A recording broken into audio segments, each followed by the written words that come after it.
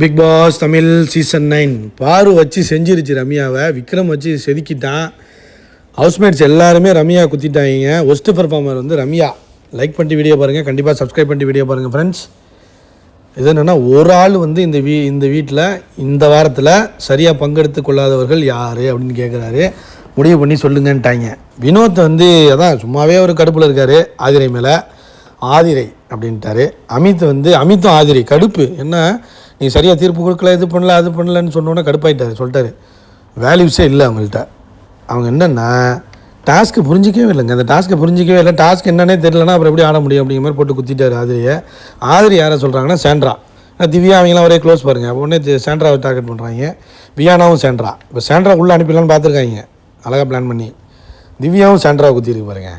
அதாவது இவகிட்ட மட்டும்தாங்க ஸ்ட்ராட்டஜி வேறு மாதிரி திவ்யா பிளான் பண்ணியிருக்கு. எல்லார்ட்டையும் கத்தும், ஆனால் சாண்ட்ராட்ட கத்தாமல் சம்மந்தமே இல்லாமல் சத்தமே இல்லாமல் முடிச்சிருக்கு பாருங்க வேலையை. அதாவது என்னென்னா, எப்பவும் இருக்கிற சாண்ட்ராவை இந்த டாஸ்கில் இவங்க பார்க்கலையாம்.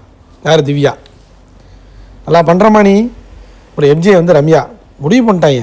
அன்புக்கு எங்கே நீ ஒத்து வரலன்னா நாங்கள் இப்படி தான் பண்ணுவோம் அப்படின்னு முடிவு பண்ணிட்டாங்க எல்லோரும். சபரியும் ரம்யாவை குத்திட்டான்.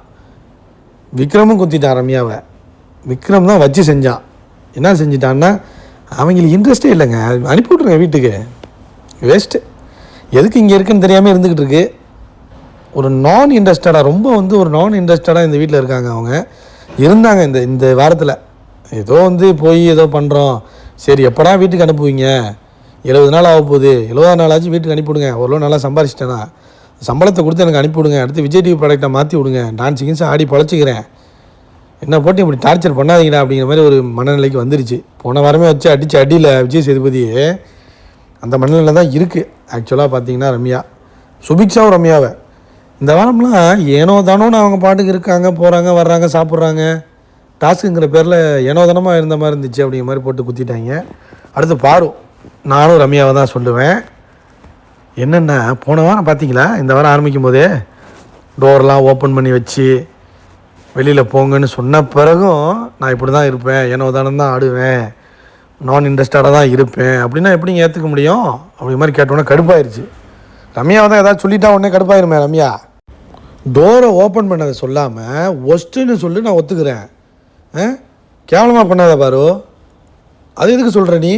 என்ன ஒஸ்ட்டு பெர்ஃபார்மன்ஸ் தானே கேட்டிருக்காங்க, அதை மட்டும் சொல்லு. டோர் ஓப்பன் பண்ணி வச்சாலும் எதுக்கு பேசுகிற நீ அப்படிங்கிற மாதிரி கோவம் வந்துருச்சு.